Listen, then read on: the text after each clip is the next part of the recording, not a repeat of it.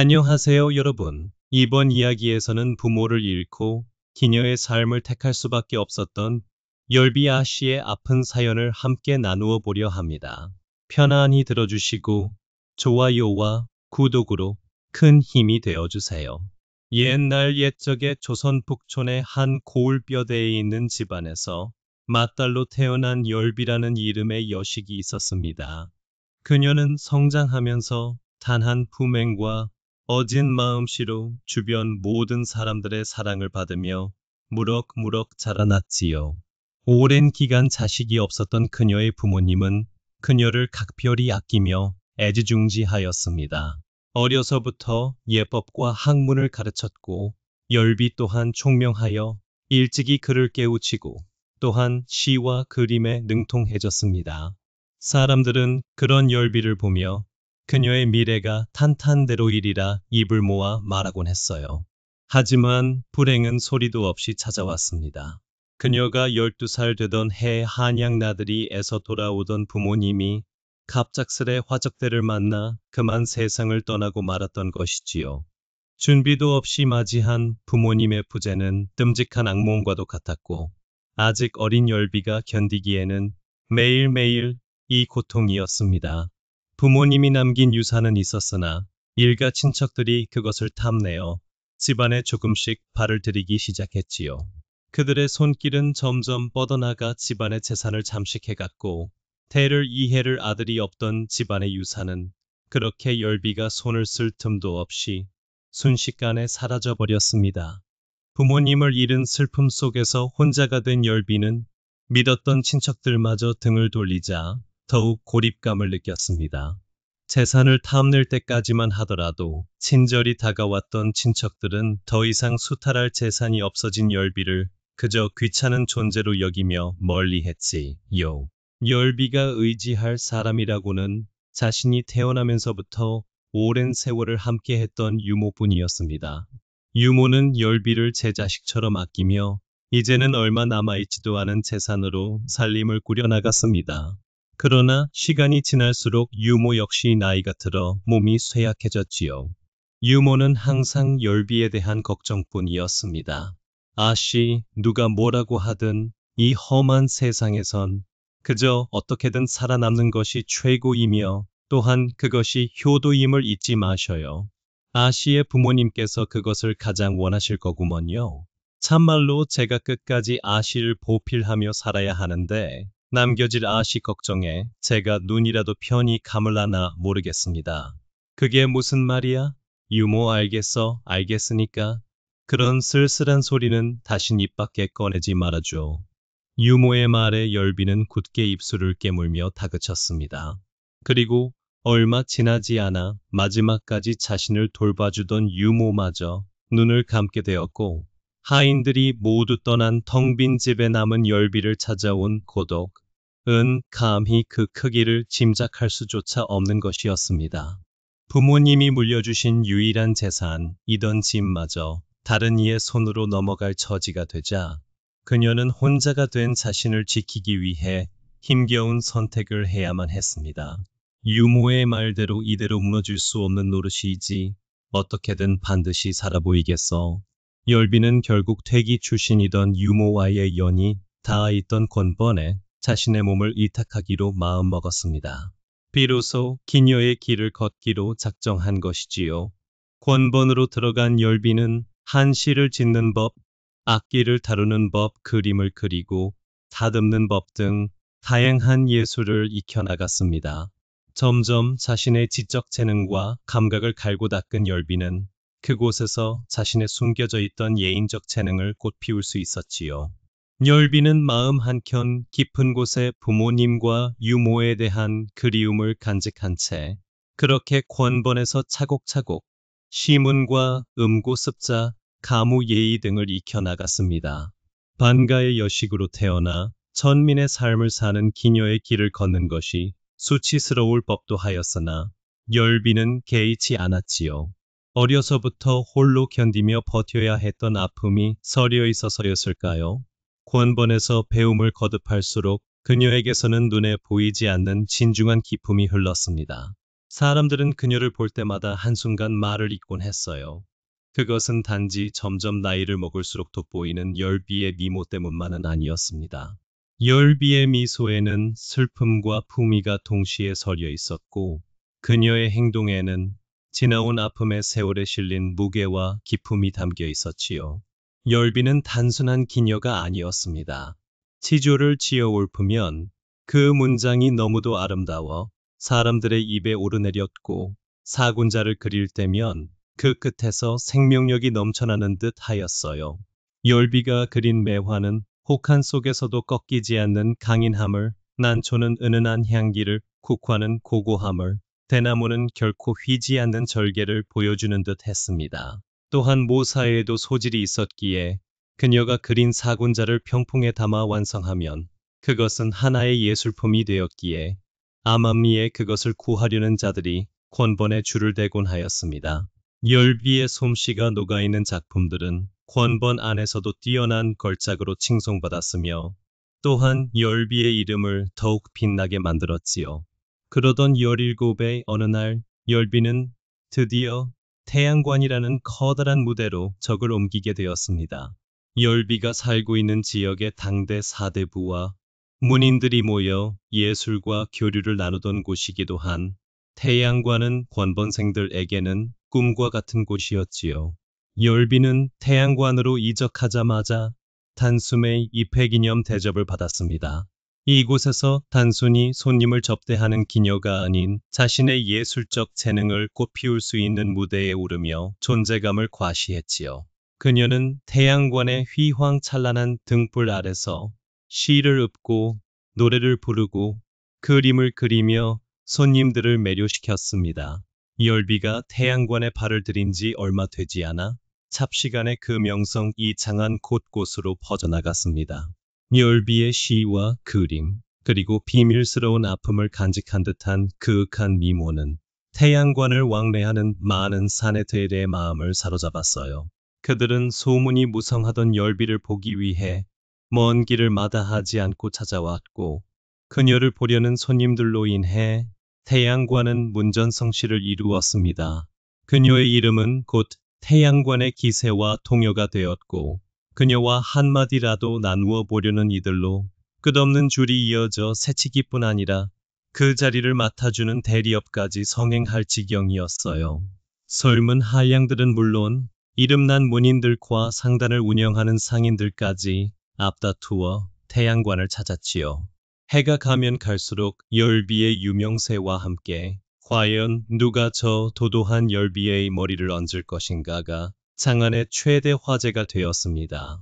열비에게 구애를 하려던 무쌍애들은 값비싼 선물을 보내거나 아름다운 시를 써 그녀의 마음을 사로잡으려 애썼지만 열비는 결코 쉽게 마음을 열지 않았습니다.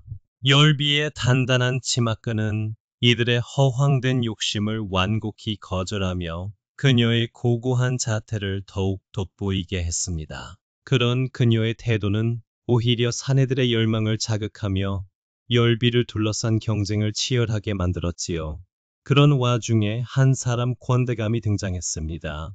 허후대감, 월숙하고 말수가 적은 그는 통이 크고 또한 과감하면서도 사려 깊은 성격으로도 유명했습니다. 권대감은 다른 이들과는 달리 화려한 선물이나 수려한 시 대신 진심으로 열비를 대했습니다. 그는 열비에게 직접 찾아와 그녀의 그림을 감상하고 그녀의 시를 읽으며 자신의 감상을 솔직히 전달했지요. 이러한 권대감의 진중함은 굳게 걸어둔 열비의 마음속 빗장을 움직이기 시작했습니다. 권대감은 무려 3년이라는 세월 동안 정성을 다해 그녀에게 자신의 진심을 전해왔습니다.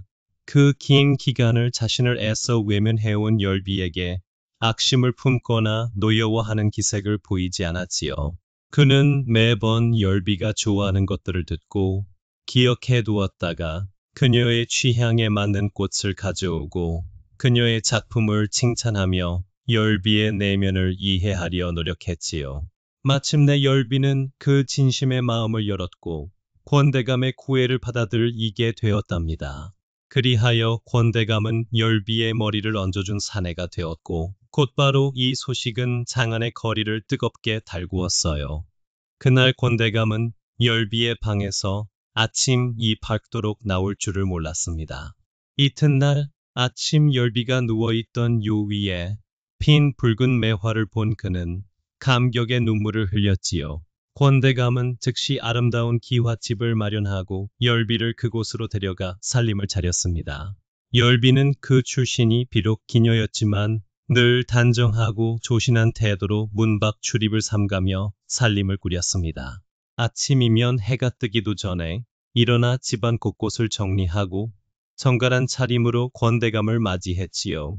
부인 이리도 일찍부터 일어나 집안을 돌보실 필요가 없습니다. 아래 것들에게 맡기시고 눈을 좀 더 붙이세요. 이젠 혼자서 모든 것을 짊어지지 않아도 됩니다. 부인 서방님, 일이 제 안위를 돌보아 주시니 참으로 감사합니다. 허나 제가 좋아서 하는 일인걸요. 어려서부터 혼자 자신의 삶을 짊어져야 했던 열비의 사정을 모두 알고 있던 권대감은 자신의 울타리 속으로 열비를 품어 그녀가 편히 쉬었으면 하는 마음이었고, 그 마음을 절실히 알고 있던 열비 또한 기녀 출신인 자신을 진심으로 대한 권대감에게 지극한 내조를 권대감이 경무에 지쳐 안색이라도 좋지 않은 날에는 열비는 자신의 시조로 권대감을 웃음 짓게 하였고, 또한 가무를 펼쳐 그의 지친 마음을 위로해 주었습니다. 권번에 들어선 이후 줄곧 가지고 있던 외로움을 해결해 준 권대감에게 열비는 열과 성을 다한 내조에 몰두했습니다. 담벼락 너머에서는 웃음소리만이 흘러나왔고, 저작거리에서는 연일 권대감을 지극히 섬기는 열비에 대한 칭찬이 자자했습니다.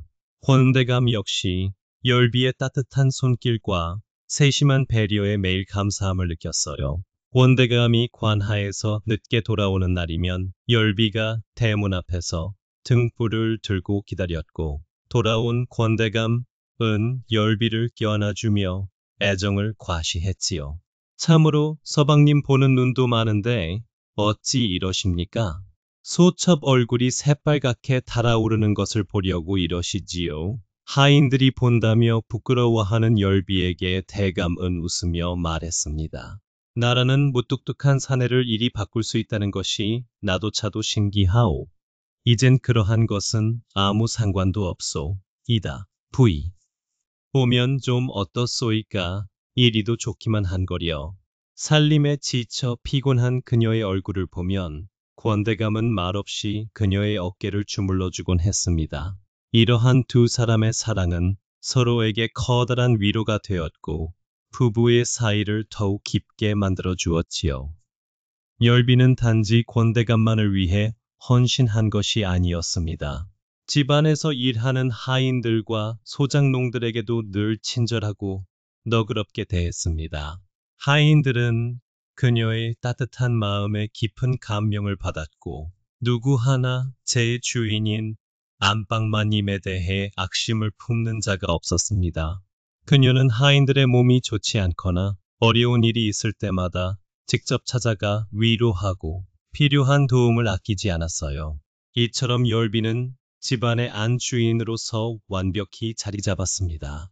그녀의 지혜롭고 품위 있는 태도는 권대감의 사회적 입지를 높이는 데에도 커다란 도움이 되었습니다.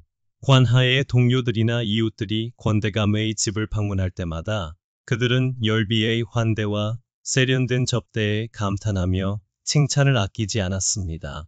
이런 평판은 권대감의 체면을 더욱 빛내주었고, 그로 인해 그는 집안에서도 바깥에서도 늘 자랑스럽게 제 부인인 열비에 대한 이야기로 입을 쉬지 않곤 하였어요. 그러나 열비는 결코 자신을 내세우지 않았습니다.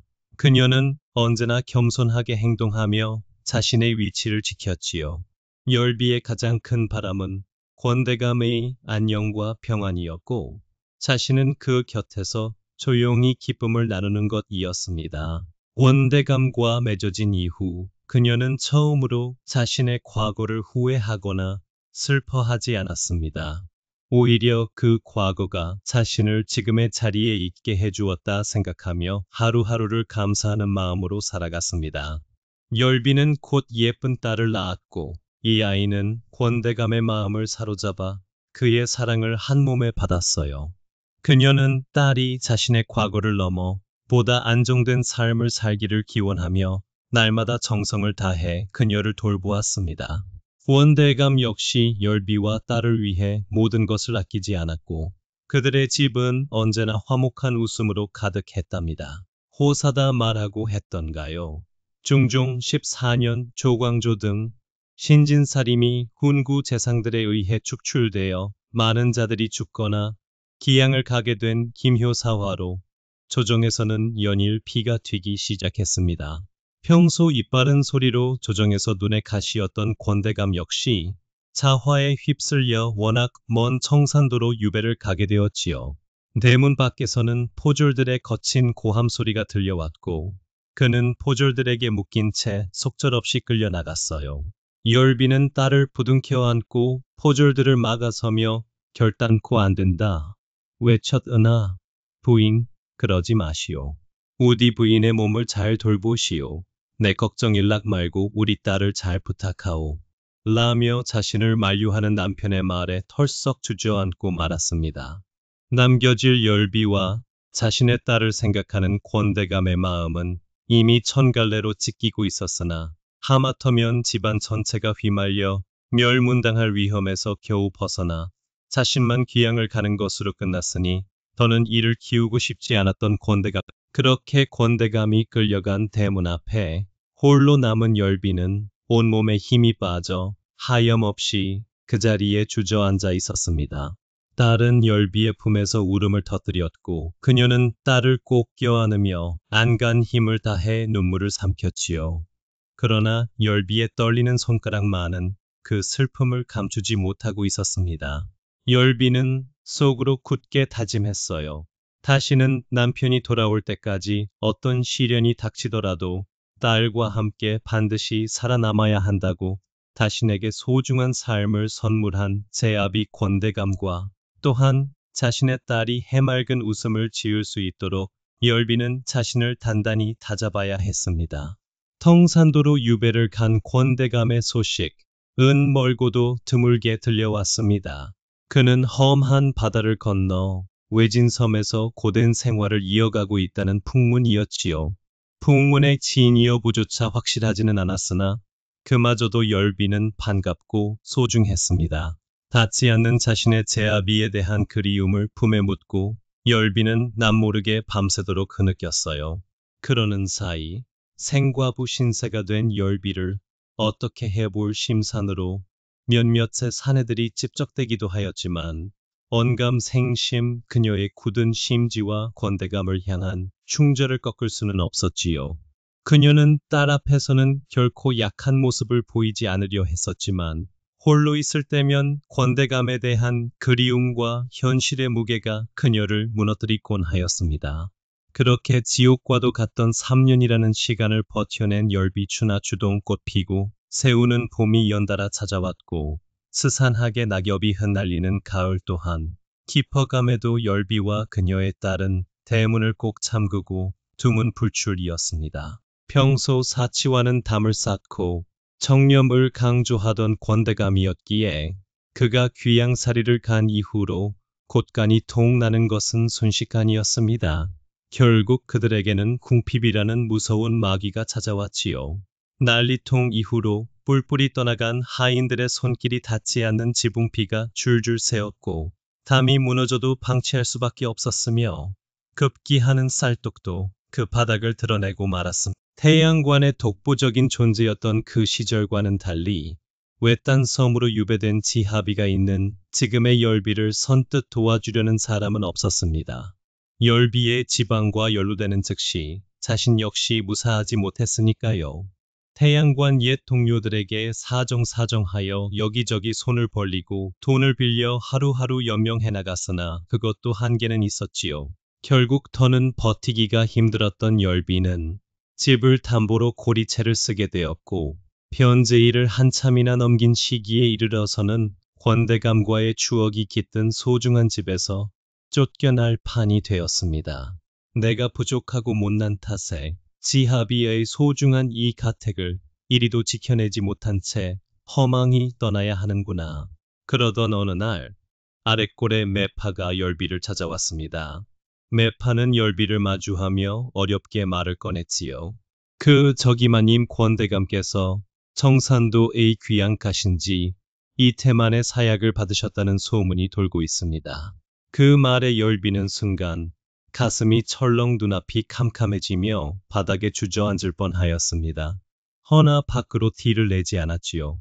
어허, 무슨 망발인가? 어찌 그러한 말을 입에 담는다는 것이야? 그런 요소리나 늘어놓을 작정이라면 썩 돌아가시게 나는 대감께서 반드시 살아계실 것이라 믿어 의심치 않네. 그런 열비의 대답에 매파는 조심스레 그녀를 위로하며 말을 이었어요. 물론 그 마음은 잘 알고 있습니다. 마님. 하지만 이는 비단 마님의 문제만이 아니지 않습니까? 아직 창창하게 젊은 나이에 이리 혼자 지내실 수는 없는 노릇입니다. 마님만의 문제가 아니라 애기 씨의 안위도 돌보셔야만 하지요. 태감께서 귀양살이를 가셨어도 마님께서 관노가 되지 않은 것 또한 어찌 보면 다 이러한 하늘의 뜻이 있기 때문이 아닐런지요. 때마침 좋은 혼처가 있으니 한번 생각이나 해보십시오. 서촌에 사는 김판사 대기 씨인데 상처하신 호랍이시고 인품도 두말할 필요 없이 훌륭합니다요. 그 이후로도 매파의 설득은 사흘 밤낮 끝없이 이어졌습니다. 거기에 더해 가세가 더욱 기울어 딸의 허기마저 달래주지 못할 지경까지 이르자 열비는 하는 수 없이 매파와 함께 김판사를 만나게 되었지요. 김판사는 중후한 외모와 점잖은 태도를 지닌 인물로 처음부터 열비를 존중하며 대화를 이어나갔습니다.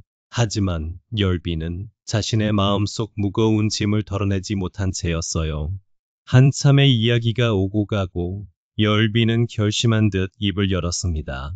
초첩이 비록 궁핍에 지쳐 일부 종사를 지키지 못하는 신세가 되었지만 감히 청컨대 이것 하나만은 부디 약조해 주십시오. 만약 훗날이라도 권 대감님께서 살아서 돌아오신다면 초첩은 그 즉시 모든 것을 미련 없이 내려놓고 권 대감님께 돌아갈 것입니다. 허해해 주실 수 있으십니까? 김 판사는 잠시 깊은 생각에 잠겼다가 고개를 끄덕이며 대답했습니다.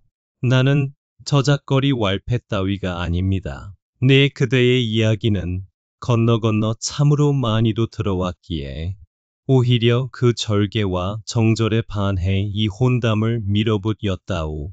좋소이다. 그려야겠습니다. 천지신명께 맹세코 약속하리다. 그의 목소리에는 그릇이 큰 사내의 확고한 뜻이 담겨 있었습니다. 그는 열비의 손을 조심스레 잡으며 덧붙였지요. 비단 일이 틀어져 귀양을 가게 되었다고는 아나 나 역시 권대감의 고결한 정신과 그가 보인 사대부의 모범을 모르는 바 아니오. 만약 그리 된다면 약조한 대로 하겠소이다. 딸을 위해 그리고 현실을 위해 열비는 새로운 길을 선택해야만 했어요. 모두가 손가락질할 것이 뻔하였으나 딸을 굶길 수는 없었던 열비는 깊은 숨을 내쉬며 새로운 삶을 향한 문을 열기로 결심했습니다. 여기저기 열비가 진 빚을 김판서가 모두 갚아주고 열비의 집에 걸려있던 담보도 풀어주었습니다. 그녀는 권 대감과의 소중한 추억, 이 서려있는 집의 대문을 어루만지며 눈물을 흘렸지요. 이후 딸을 데리고 김판서 집으로 들어가게 되었습니다. 마침 김판서에게는 어린 딸이 하나 있었는데 어머니를 잃고 난 뒤부터 마음의 문을 닫아버린 상태였습니다. 열비는 자신의 어린 시절이 떠올라 처음부터 그 아이에게 다가가려 노력했지요. 어린 나이에 부모를 잃은 슬픔을 누구보다 더 잘 알고 있었던 열비는 김판서의 딸을 자신의 딸처럼 정성을 다해 돌보았습니다. 열비의 따뜻한 손길과 진심 어린 노력은 차츰 아이의 마음을 열기 시작했어요. 상처한 이후로 제 아비 김판서에게조차 한마디도 뻔긋하지 않던 딸 아이가 처음으로 열비에게 말을 건네며 어리광을 피운 것이지요. 그 모습을 본 김판서는 감격을 금할 길이 없었습니다. 각고의 노력 끝에 김판서의 딸은 열비를 어머니라고 부르기 시작했고, 열비는 그 순간 눈물을 흘리며 아이를 꼭 껴안고는 말했어요. 그럼 물론이지. 너도 내 딸이란다. 나를 어미로 받아주어 참으로 고맙고 또 고맙다. 아가야. 이제부터는 절대 너를 어미 없는 그늘에 두지. 그녀의 진심 어린 말에 아이는 비로소 활짝 웃으며 마음에 지고 있던 그늘을 서서히 내려놓았습니다.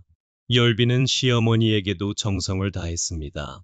시어머니는 처음 과거 기녀의 출신에 귀양간지 아비를 도왔다는 이유로 열비를 탐탁지 않게 여겼지만, 그녀의 성실하고 조신한 태도와 진심 어린 봉향의 마음을 열기 시작했지요. 열비는 매일 아침 직접 달인 탕약을 시어머니께 올리고, 또한 집안의 하인들조차 꺼리는 지저분한 시중들 역시 눈 하나 깜짝이지 않고 해냈습니다. 함께 보내는 시간이 늘어나고 늘 자신의 말을 경청하는 열비를 보며 시어머니는 점차 열비에게 가졌던 선입견을 벗어던지고, 열비가 자신의 아들을 향해 보인 내조에 깊은 만족감을 드러냈습니다. 이듬해 열비는 달덩이 같은 아들을 낳았습니다. 아이가 태어나자 김판서와 시어머니는 기쁨을 감추지 못했어요. 시어머니는 아이를 품에 안고 눈물을 흘리며 말했습니다. 우리 집안에 이런 경사가 생기다 네 참으로 아가 네가 우리 집안의 복덩어리로구나. 무이 김판서 역시 열비의 손을 잡고 연신 감사의 뜻을 전했습니다. 정말 고맙소 부인 덕분에 집안이 환하게 빛나고 있어. 열비는 이후 단연간 내리 아들 둘을 더 집안에 안겨주었습니다. 김판서의 집안은 손이 귀한 집안으로 유명했기에 이 경사는 집안을 더욱 화목하게 만들었지요. 시어머니는 연일 주변 사람들에게 연희리 자랑하기에 바빴습니다.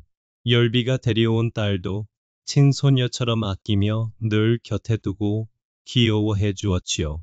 열비는 김판서의 내조와 아이들 돌보기에 최선을 다하며 자신의 자리를 굳건히 지켰습니다.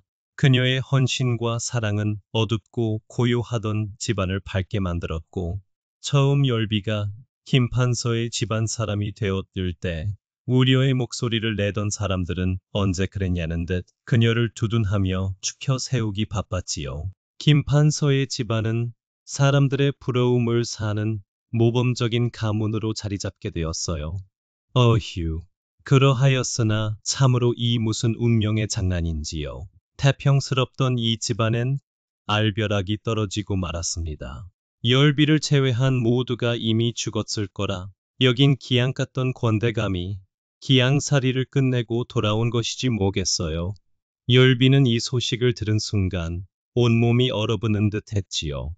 꿈에서도 그리던 자신의 지합이 이자 처음으로 제 연정을 모두 쏟아 부었던 사내가 귀환하였다는 소식에 열비는 다리에 힘이 풀려 제대로 서 있을 수조차 없었습니다. 그녀는 지체 없이 김판서와 시어머니에게로 가서 무릎을 꿇었습니다. 대감, 그리고 어머님 소첩은 이제 본래의 자리로 떠나야 하옵니다. 지난날 약조하셨던 바와 같이 권대감께서 돌아오셨으니 이제 그분께 남은 것은 오로지 저와 딸뿐입니다.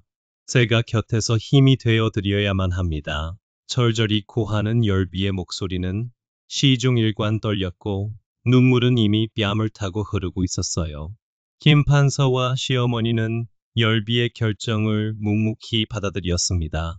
그녀가 이 집안에 와 이루어 놓은 모든 시간을 함께 했기에 더욱 그녀의 결단을 존중할 수 있었고, 또한 그것을 감내할 인품도 지니고 있었습니다. 김판서는 깊은 한숨을 내쉬며 입을 열었지요. 당신과 함께한 시간은 내게도 큰 행복이었소. 당신의 선택을 내 존중하리다. 그는 열비의 손을 조심스레 잡으며 덧붙였습니다. 허나 내 당신의 그 속마음을 알기에 참으로 걱정이요. 부디 너무 힘들어 하지 마시오. 당신과 아이들을 위해 내가 할 수 있는 모든 것을 다 할 것이요. 열비는 펑펑 눈물을 쏟으며 김판서와 시어머니에게 큰 절을 올렸습니다. 이 인내는 반드시 죽는 날까지 잊지 않겠습니다. 두 분께 우선은 영원히 저와 제 딸의 생명을 구해주신 천혜의 은인이십니다. 대감, 부디, 우리의 딸에게 이 못난 어미가 곁을 떠남을 용서하지 말라 전해주셔요. 다시는 어미 없는 그늘을 만들지 않겠노라 약조했던 그 굳은 맹세를 깨게 되어 너무도 미안하고 미안하다. 그리 전해주셔요. 그녀는 권대감 사이에 낳은 딸을 데리고 권대감과의 추억이 깃든 집으로 달려갔습니다.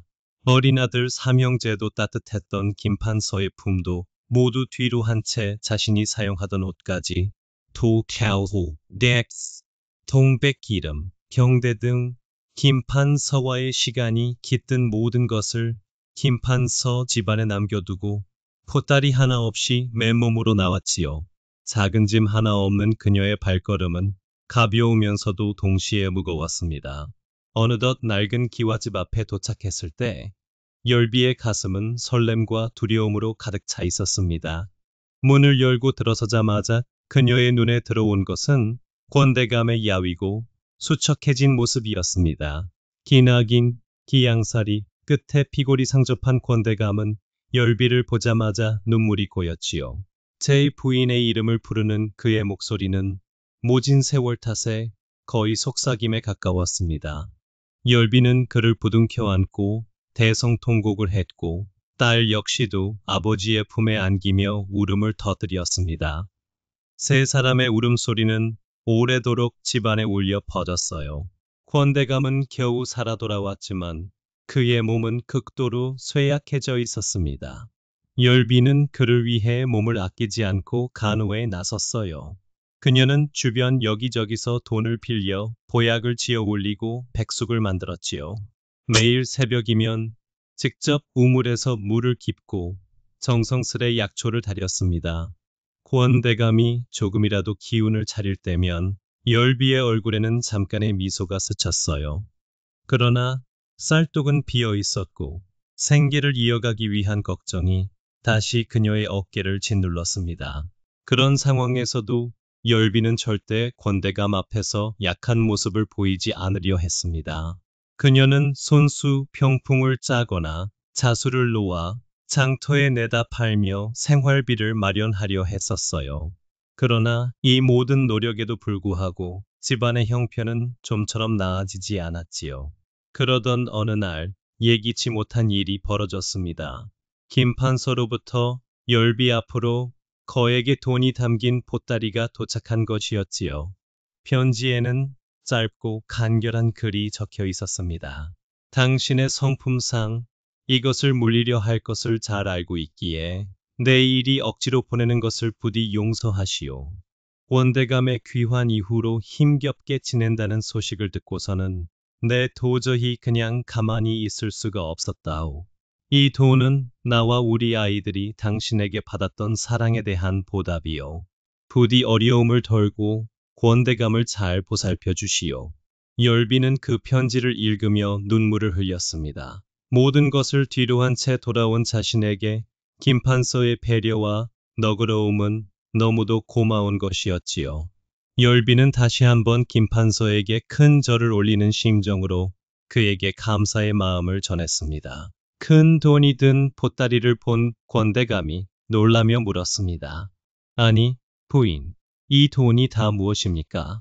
열비는 권대감에게 귀향을 간 이후 벌어진 그간의 모든 일을 거짓없이 고했습니다. 권대감은 침통한 표정으로 자신의 아내가 해주는 이야기를 묵묵히 들었지요. 초첩은 일부 종사의 맹약을 저버리고 서방님께서 귀향을 가 계신 사이 다른 사내의 집안에 드나든 못난 계집입니다. 부디 이런 저를 벌어야 주시옵소서. 권대감은 눈물범벅이 되어 읍소하는 열비의 두 손을 맞잡고 천천히 고개를 가로저으며 답했습니다. 내 참으로 부인께는 면목이 없소이다. 또한 김판서의 배려에도 두말할 것 없는 고마움을 느끼게 되는군요. 그간 혼자서 이 얼마나 고생이 많으셨소일까. 그저 건강히 우리 딸과 함께 버텨주어서 나는 부인께 감사할 따름이요.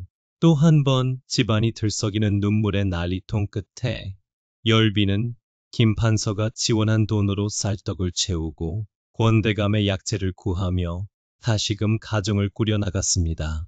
권대감은 열비와 딸의 고사리 손을 빌린 지극정성 덕분에 조금씩 기운을 차리기 시작했지요. 그는 열비의 손을 잡고 조용히 말했습니다. 내가 이렇게라도 살아 돌아올 수 있었던 것은 모두 그대가 내 마음의 힘이 되어준 덕분이요. 이제부터는 내가 그대를 위해 살아가겠소. 그의 말에 열비는 눈물을 참지 못하고 고개를 끄덕였습니다.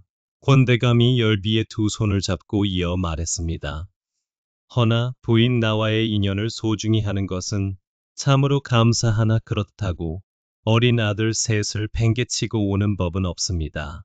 또한 이대로 나와 함께 지낸다면 그 집의 맏다른 어머니를 두 번이나 잃게 되는 경험을 하는 것입니다. 이제서야 겨우 부인께 닫힌 마음을 열고 밝아지려던 아이를 부인 같은 심성을 가진 분이 과연 외면하고 사실 수 있겠소이까. 못내 외면하려 애쓰던 부분에 전곡을 찌른 권대감의 말에 열비의 두 눈에는 눈물이 고였습니다. 내내 가슴에 걸리던 마음에 담고 있던 일이었으니까요. 그러니 부인 가보시오. 두 집안을 왕래한다 하여도 다른 그 누가 나와 부인께 손가락질을 한다 하여도 아무 상관도 없소이다. 김판서의 댁 또한 어미를 피오로 하고 있지 않소이까. 서방님, 피를 내지 않으려 꾹꾹 눌러 담았던 눈물은 멈출 줄을 몰랐습니다. 눈앞에 아른거리던 아들 셋에 그리고 자신을 친어미처럼 따르던 김판서 내 맏딸 생각에 꽉 찼던 설움이 터져 이불에 얼굴을 묻고 토해내듯 많이도 울었지요. 그렇게 열비는 양쪽 집안을 왔다 갔다 하며 살림을 돌보았고 김판서의 딸과 그의 사이에서 낳은 아들이 장성할 때까지 열비는 최선을 다해 어미의 본분을 지켜나갔습니다. 이 사정이 널리 퍼지게 되어 열비에게 손가락질하는 사람은 아무도 없었지요. 훗날 자신의 의무를 다하고 권대감에게 홀가분히 돌아온 열비는 그렇게 권대감과 여생을 함께하며 행복한 나날을 보내게 되었다는 후문이 옵니다. 두 번째 이야기 시작합니다. 옛날 애적 조선의 한바탕에 살고 있는 천석군의 부자 방영감이란 노쇠한 사내가 있었습니다. 그는 안 부러울 것 없이 사는 꽤 풍족한 부자였으나 걱정거리를 하나 꼽으라고 한다면 딱 하나가 있었지요. 방영감의 슬하에는 딸만 주렁주렁 7이었고 어떻게 된 것이 아들이 들어설 기미가 없는 것이었습니다.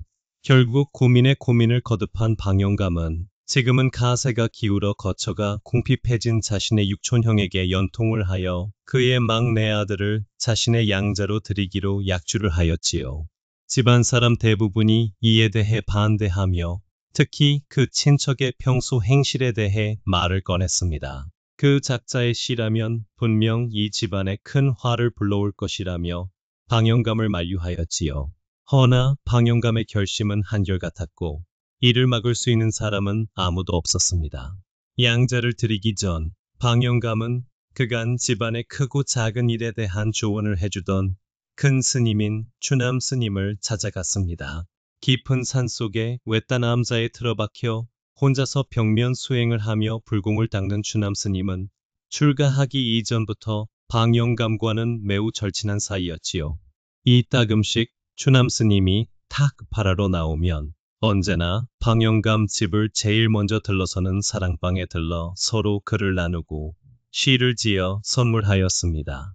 방영감도 때때로 생각을 정리하고 싶을 때면 느긋하게 암자에 올라서 추남 스님과 고담줄론을 나누며 또한 구견을 경청하곤 했답니다. 그런 막역한 방영감이 난데없는 양자를 드리기로 했다는 얘기를 꺼내자 추남 스님의 안색이 어쩐지 좋지 않았습니다. 천천히 육갑을 짚어보던 추남 스님은 방구들이 꺼져라 한숨을 토하는 것이었지요. 진정 그리 하여야겠소. 육갑을 아무리 짚고 또 짚으며 또한 들여다보아도 이 결정은 결코 말리지 않을 수가 없을 정도로 결과가 좋지 않게만 나오니 내 도저히 그 녀석을 양자로 들이라는 말을 꺼낼 수가 없구려. 그래. 애둘러 양자를 들이지 말라는 소리를 간곡하게 전하였지만 아들이 너무나 소원이던 방영감은 그만 추남 스님의 깊은 만류에도 불구하고 육촌형의 막내 아들을 양자로 들이고 말았습니다. 그리하여 우여곡절 끝에 양자로 들어온 이 택주란 녀석은 어릴 때부터 소문난 말썽꾸러기였습니다. Why do they or why what I E 원이 예 거리만이 굿고에 워 와에 자에 하라는 공부는 안 하고 하지 말라는 못된 짓만. 어려서부터 그 손버릇이 꽤 나빴던 택주는 점점 도벽이 심해지더니 이젠 아주 밥 먹든 남의 물건을 슬쩍 하는 것이었어요. 방영감이 출타만 했다 하면 사랑방에 들어가서 다락을 열고 그 속에 돈을 몽땅 훔치곤 하였지요. 그 돈으로 저작거리에 질 나쁜 친구들과 어울리며 골목 어귀를 휩쓸고 때려 부수더니 심지어는 자신이 다니는 서당에서 꾸벅꾸벅 졸고 있는 훈장님의 주머니마저도 손을 대기에 이르렀습니다. 더욱이 이마에 피도 마르기 전에 어린 나이에 색주집을 제 집처럼 드나드는가 하면 한밤중에는 참모방에 몰래 들어가기도 하였습니다. 급기야는 횡랑화범이 방영감의 심부름으로 잠시 한양으로 나간 틈을 타서는 횡랑화범의 부인에게까지 손을 뻗기에 이르렀지 뭐겠어요. 부인은 이러한 수치스러운 일을 감당하지 못하고 디딜 방학관에서 그만 극단적인 결심을 하려 하였으나 다행히 다른 하인들이 발견하여 가까스로 목숨을 건질 수 있었습니다. 그 이후로도 횡랑화범의 부인은 정신적인 충격으로 며칠 동안이나 자리에 누워 있었고 방영감의 집안 하인들은 안타까운 시선으로 횡랑화범 내외를 바라보았지요. 일이 점점 커지는 걸 느끼자 택주는 사랑방 다락에 숨겨진 금부치를 훔쳐서는 집에서 달아났습니다. 화가 머리끝까지 치밀어 오른 횡랑화범은 날카로운 낫을 들고 곧바로 택주를 추격하였고 고울이 삽시간에 소란스러워졌지요. 고울 사람들은 혹여 택주를 해쳐 횡랑화범이 경을 칠까 염려하여 그의 뒤를 따라다니며 말리기 시작했습니다. 또 사람들의 일부는 방영감에게 달려가 이 사태를 중재해달라며 탄원을 하기에 이르렀지요. 이러한 상황을 수습하기 위해 방영감은 운전옥답 5마지기를 횡랑화범에게 떼어주는 대가로 이 사건을 겨우 무마시킬 수가 있었습니다.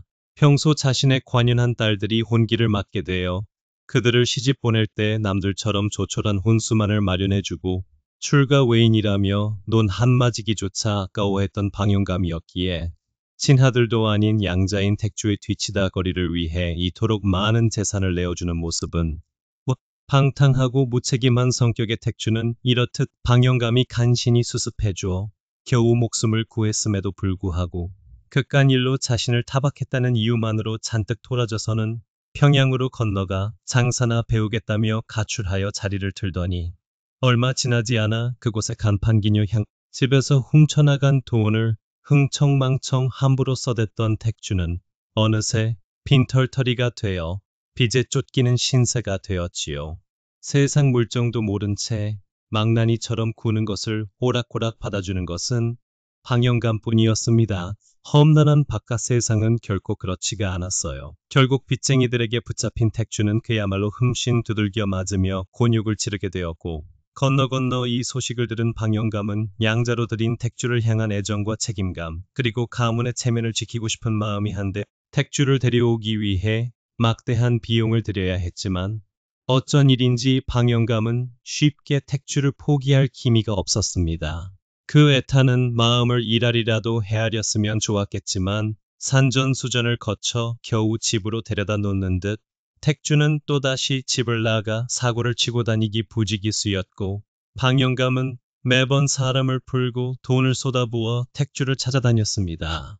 이 모습을 본 고을 사람들은 택주의 망나니 같은 행동에 혀를 차면서도 또 한편으로는 방영감의 과도한 관용을 비난하는 목소리도 곁들이는 것이었습니다. 그렇게 날이 가도 버릇을 고치지 못하던 택주는 어느덧 나이가 차장성하여 더욱 망나니스러운 행보를 이어가게 되었으니 결국 커다란 사고를 치는 바람으로 방영감을 쓰러지게 만들기에 이르렀어요. 그것은 바로 이러한 일이었습니다. 석양빛에 붉게 물든 염탄강 나루터에 막배가 닿는 소리가 들려왔습니다.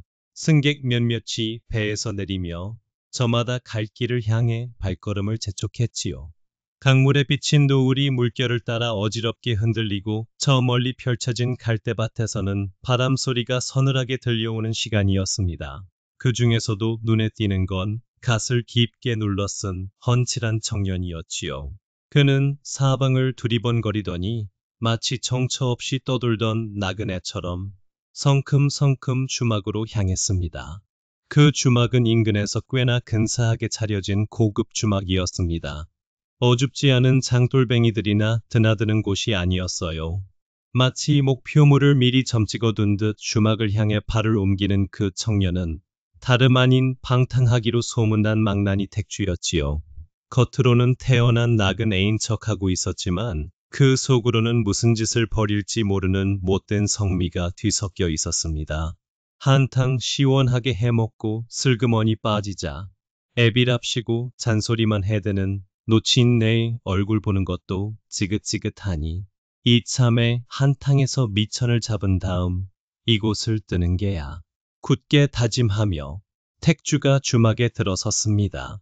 치마끈을 바짝 끌어올려 매끈한 허벅지를 드러낸 젊은 주모가 살인문을 들어오는 택주를 보고는 방긋 웃으며 맞이하는 것이었지요.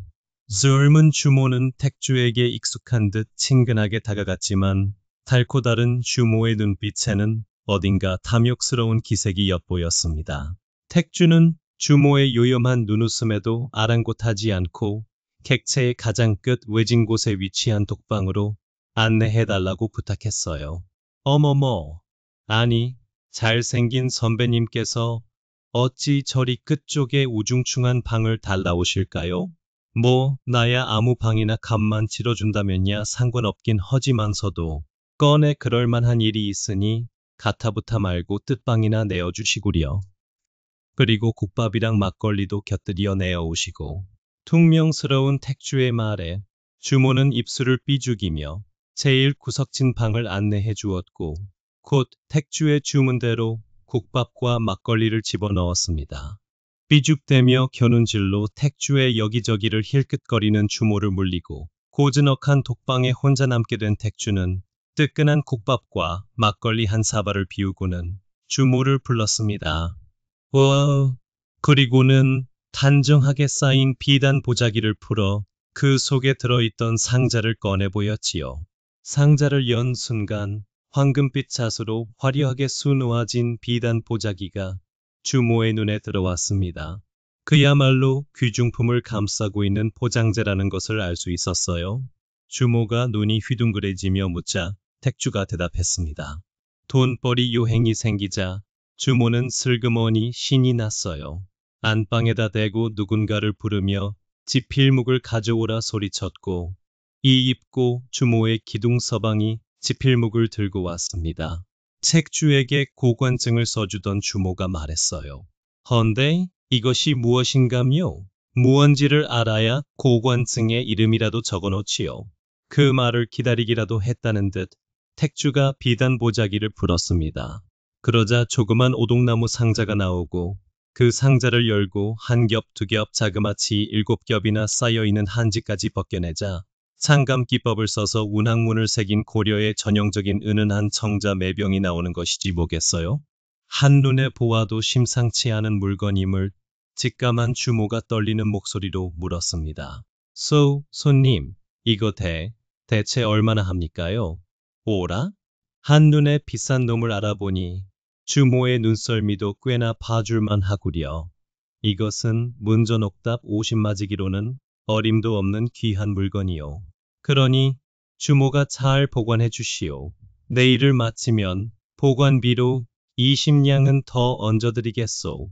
그리하여 주모와 기둥서방은 떨리는 손으로 보관증을 써주었고 오동나무 상자에 잘 집어넣은 고려 청자를 조심스레 안방으로 들고 돌아왔습니다. 그러곤 다락문을 열고 오동나무 상자를 깊숙이 넣어두었지요.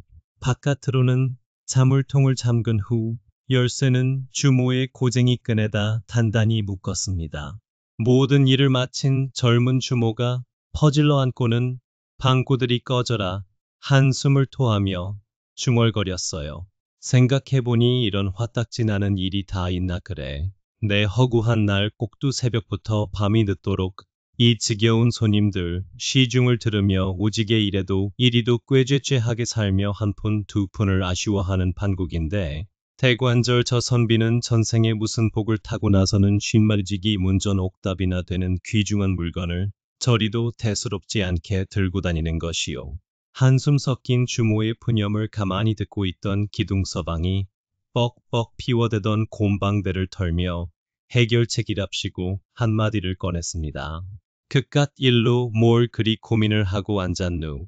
그냥 그 선비놈의 고려 청자를 빼앗아버리면 되는 일 아니오. 이래서 임자가 여즉 주모질이나 하면서 손님들 호주머니 푼 돈이나 훔치고 있는 거요. 그 선비방에 들어가서는 보관증을 훔쳐버리면 끝나는 일 아니오. 아까 슬그머니 보니 바지 안주머니에 대충 집어넣더구먼. 임자가 그 방에 들어가서 그것만 해주면 나머지 뒷일은 내가 깔끔하니 처리할 것이니께. 기둥서방의 말에 눈이 반짝이던 주모가 깔깔 웃으며 품에서 엽전 한 움큼을 쥐어 던져주었습니다. 기둥서방은 엽전을 쥐고는 바로 투전판으로 향하면서라고 말했지요. 주주모는 그 길로 부엌으로 건너가서는 꼼꼼하게 목간을 한 뒤 면경을 펴놓고 얼굴에 분을 펴바르기 시작했습니다.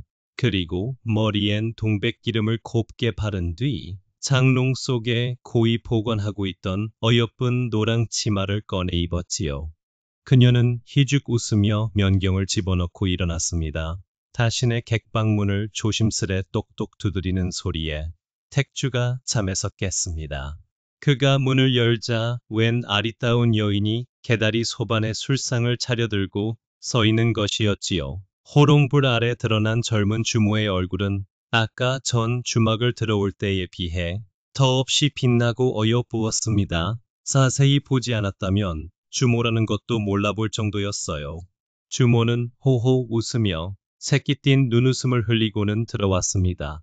그녀는 택주에게 술잔을 건네며 말했어요. 자, 손님, 주막에 발을 들이실 때부터 이 몸은 우리 선비 손님의 이 떡 벌어진 품새에 그만 홀딱 반해버렸다지 무엇입니까? 그러니 오늘은 이 주모의 특별한 손님 맞이에 몸을 맡겨보시어요. 이것은 우리 주막에서 겨우내 잘 익힌 오미자주입니다. 어디 한 잔 드시고 저에게도 한 잔 넘겨주셔요. 택주는 주모의 매혹적인 눈빛에 홀린 듯 술잔을 입에 대면서도 의아한 표정을 지으며 울었습니다. 아니 그러한데 아까 전에 그 주모 서방은 어디에 계신 거요? 그러자 주모가 능글맞게 웃으며 대답했지요. 예? 어이구, 서방이라니요? 그저 먼 친척 오라버니 뻘되는 양반입니다요. 저작거리 투전판에 기어들어갔으니 아마도 내일 해가 중천에 올라야 돌아올 예정이지요. 달콤하면서도 쌉쌀한 오미자주의 향이 입안 가득 퍼졌습니다. 주모의 말을 듣고 고개를 끄덕인 택주가 주거니 받거니 하며 주모와 술잔을 나누었고 술이 동이 날수록 두 사람 사이의 거리는 점점 가까워졌지요. 그렇게 은근슬쩍 한 뼘, 두 뼘 다가온 주모가 작심한 듯 택주의 곁에 바짝 달라붙었습니다. 주모가 자신의 빈잔을 상에 턱 올려놓고는 버서발로 술상을 슬슬 곁으로 밀어치우는 것이었지요. 이 무슨, 그냥 이대로 가만히 계셔보아요. 주모는 그리 말하고는 호롱불을 훅 불어 껐습니다. 한창 힘이 좋았던 택주와 농익은 젊은 주모는 그렇게 불덩어리가 되었고 서로를 끌어안으며 일을 치르고 말았습니다. 택주의 마음은 이미 주모에게 빼앗긴 듯 했습니다. 그는 주모의 유혹에 저항할 생각조차 하지 않았어요. 택주의 밑에 깔린 주모는 자신이 가지고 있던 모든 기회를 쏟아부으며 교성을 토하면서도 한쪽 손만큼은 바쁘게 택주의 바지 속 안주머니를 더듬으며 고관증을 찾으려 했었지요. 그렇게 방구들이 무너져라 거나하게 운우를 나눈 뒤 젊은 주모는 옷매무새를 고치며 방을 나왔습니다. 주모는 재빨리 부엌으로 기어들어가 아련하게 남아있는 불씨를 뒤적거린 뒤 살려내 택주의 주머니에서 훔쳐낸 고려청자 보관증을 불살라버렸지요. 주모는 회심의 미소를 지으며 안방으로 돌아갔고 그렇게 주막에서의 요상한 하루가 지나갔습니다. 그 이튿날부터 주모의 기둥서방은 부지런히 부잣집을 돌아다녔습니다. 바로 장몰에 고려청자를 사겠다는 물줄을 물색하기 위해서였지요. 한참을 돌아다닌 지 3일째 되는 날 근방의 만석군 부자 백찬봉이 그 고려청자를 사겠다는 입지를 넣었습니다. 드디어 떼돈을 벌게 되었다며 젊은 주모와 기둥서방은 쾌재를 불렀어요. 주모가 고려청자를 꺼내기 위해 열쇠를 따고 다락문을 열어보았습니다. 헌데 세상에나 대관절, 이게 어찌 된 일인가요? 안에 고이 들어있어야 할 고려청자 보따리가 온데간데 없이 사라진 것이었습니다. 주모와 기둥서방이 서로의 얼굴을 바라보며 어찌 된 영문인지 몰라 멍청한 표정을 짓고 있을 때 택주는 주막과 떨어진 강어기에 서서 무언가를 찾으며 허둥거리고 있었습니다. 사실 내막은 이랬습니다. 젊은 주모가 택주의 객방으로 찾아와 요염한 미소를 날리던 그때 사실은 택주 역시 속으로 회심의 미소를 짓고 있었습니다. 그 역시 단판을 준비하고 주모를 쓰러뜨릴 궁리 중이었는데 주모 쪽에서 먼저 그리 제 발로 들어오니 웬 덕이냐 싶었던 것이지요. 사정없이 주모를 담금질하며 다른 한 손으로는 몰래 주모 고쟁이의 꿰찬 다락 열쇠를 슬그머니 빼돌린 후 미리 준비해둔 차를 덩어리에 찍어본을 떠든 것이었습니다. 어려서부터 도벽에 눈을 떠 여기저기 손을 대며 슬쩍 하던 버릇이 빛을 발하는 순간이었지요. 이튿날 택주는 미리 떠둔 열쇠본을 들고서는 저작거리 대장간으로 달려가 꼭 맞는 열쇠를 복치해왔습니다. 그리고 주모가 장을 보러 잠시 방을 비운 사이 안방에 들이닥쳐 열쇠를 이용해 다락문을 열었지요. 다락에서 없어진 걸 알면 거품을 물고 자빠지겠지. 그럼 나는 보관증을 들이밀며 당장 이 주막을 내게 넘겨서라도 배상하라고 하면 끝이지. 촌골에 처박혀서 형편없는 기둥서방 하나 두고 주모질이나 하는 여편네를 농락하는 것은 일도 아니라 이것이야. 정말이지 나는 어찌 이리 머리가 영특한 것일꼬. 그랬습니다.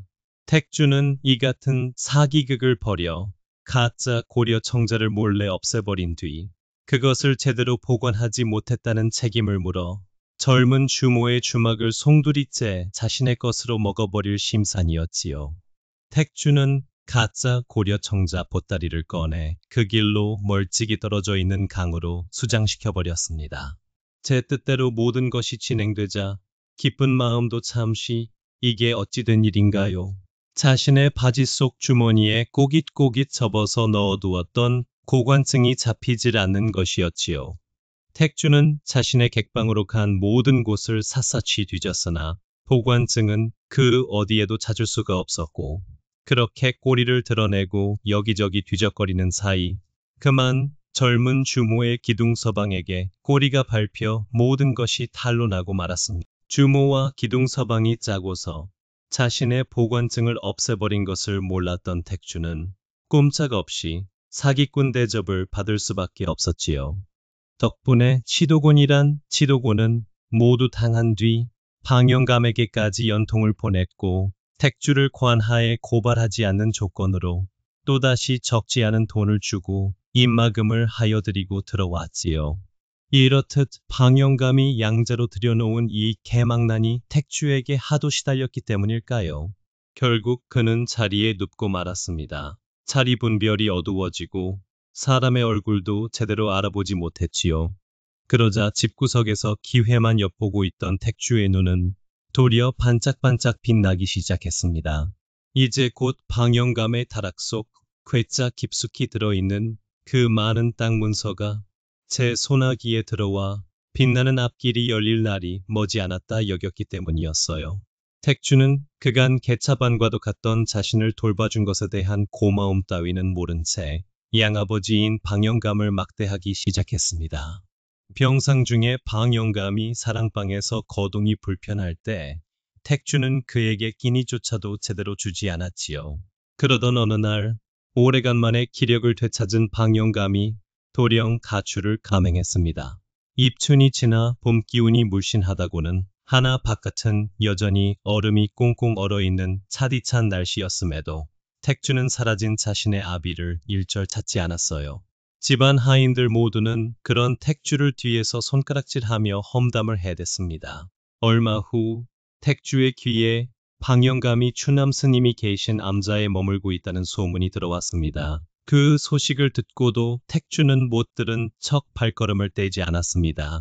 그렇게 얼마 지나지 않아 방영감은 양자로 들여 극진히도 보살피던 아들에게 자신의 임종조차 보이지 못한 채 암자에서 조용히 숨을 거두었습니다. 방영감은 초라하게 황천이 있는 곳으로 떠나게 되었어요. 그 곁은 추남 스님만이 굳건히 지키고 있었습니다.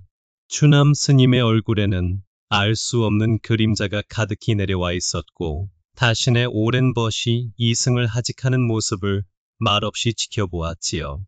그 뒤로 이상한 일이 일어났습니다. 그 개망난이로 불리던 택주가 드디어 자신의 과오를 뉘우친 것일까요?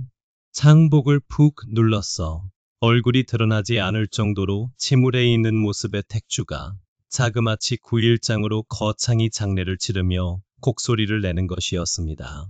조선 팔도에서 그 이름이 유명한 직관을 불러다가 방영감의 맷자리를 잡고는 봉분을 높이 올렸지요. 그 앞에는 성물과 비석을 바리바리 올리더니 묘지 옆에 초라한 초막을 짓고 그 안에 들어가 지내기 시작했지요. 방영감의 묘에는 조상식과 석상식은 물론 점심까지 챙기며 올렸습니다. 방영감의 묘지 옆 초막을 본 고을 사람들은 뒤늦게 천하의 효자가 났다며 택주를 칭찬하기 바빴습니다. 그렇게 택주의 뒤늦은 효심에 대한 소문이 무성하게 퍼져 있을 때 동네 주막에 추남 스님이 들어와 곡차를 주문하고 마시기 시작했지요. 한 호리병, 두 호리병, 세 호리병 한숨을 가득 쉬며 곡차를 비우고는 하늘을 바라보던 추남 스님이 몸을 일으켰습니다. 추남 스님은 주막 아공이로 가서는 품 안에 있던 쑥뭉치에 불씨를 옮겼습니다. 그러고는 방영감의 묘지로 가 그간 자신이 택주인 척 지키고 있던 초막에 불을 붙였지요. 그간 상복을 뒤집어 쓰고 방영감의 각종 호화로운 장례 절차를 성대히 소화한 것은 택주가 아닌 추남 스님이었습니다. 고을 사람들 모두가 정신을 차린 택주가 뒤늦게나마 자신의 아비에게 정성을 다하고 있다 여기게 만들 속셈이었습니다. 이렇게 고을 사람들을 현혹시키려 했던 것은 나중에 자신이 방영감을 위해 마지막으로 실행할 계획에 있어서 꼭 필요한 작업이었던 것이었어요. 그때까지도 정신을 차리지 못하고 양아버지의 장례 따위는 안중에도 없던 택주는 석상식을 들고 온 참모를 덮치고는 누워놓고 봉분 뒤쪽에서 숨을 헐떡이며 몹쓸 짓이나 하고 있었습니다. 초막에 붙은 불을 발견하고는 바지춤을 끌어올리며 뛰어나왔습니다. 마지막 순간까지도 정신을 차리지 못하고 양아버지이자 자신의 소중한 친우의 무덤 앞에서 헛짓거리를 하고 있던 택주를 본 추남 스님은 남아있던 인내심과 머뭇거림마저 씻은 듯이 사라지는 것이었습니다. 어리둥절해 있던 택주의 뒤통수를 향해 추남 스님이 지니고 있던 두터운 박달나무 지팡이가 번개처럼 내리꽂혔습니다. 털썩 묵직한 지팡이로 불의의 일격을 당한 택주는 단말말을 지를 틈도 없이 그대로 방영감의 무덤 위로 쓰러지고 말았지요. 추남 스님은 엎어져 있는 택주의 한쪽 손에 큼지막한 돌덩어리를 쥐어주고는 무덤 뒤쪽에서 혼절하여 쓰러져 있는 참모의 옷매무새를 반듯하게 고쳐주었습니다. 나무 아미탑을 관세음 보살 내놈은 마지막까지도 내 양아버지에 대한 존중 같은 것은 없는 놈이로구나. 장례를 끝낸 초막을 태우는 동안 내 놈이 조금이라도 반성하는 기미가 보였다면 이렇게까지 되지는 않았을 것을. 부끄러운 줄도 모르고 더러운 짓을 저지르는 내 놈의 평판 따위는 아무짝에도 쓸모가 없으나 어쨌거나 내 놈도 먼저 떠난 방영감의 아들로 이 이상 가문의 이름을 망치게 둘 수야 없는 노를. 허니 마지막 순간만큼은 내 놈도 효자였다는 것으로 그리 마무리할 수 있도록 도와주어야겠느니라. 하늘을 올려다보며 슬프고도 허망한 표정을 지어 보인 추남스님은 마치 누군가 택주가 쓰러져 있는 이 모습을 보면 양아버지를 잃은 아들이 무덤을 지키다 슬픔을 이기지 못해 손에 잡은 큼지막한 돌멩이로 스스로 이승을 하직한 듯한 모양새로 보이게끔 주변을 잘 정돈하였습니다. 그리고 모든 것을 완료한 추남스님은 그 길로 자취를 감추었답니다. 시간이 흐르고 고을에는 슬픈 분위기가 감돌았습니다. 뒤늦게 효심에 눈을 뜬 택주가 방영감이 유명을 달래한 것을 견디지 못해 자신 역시도 양아버지의 뒤를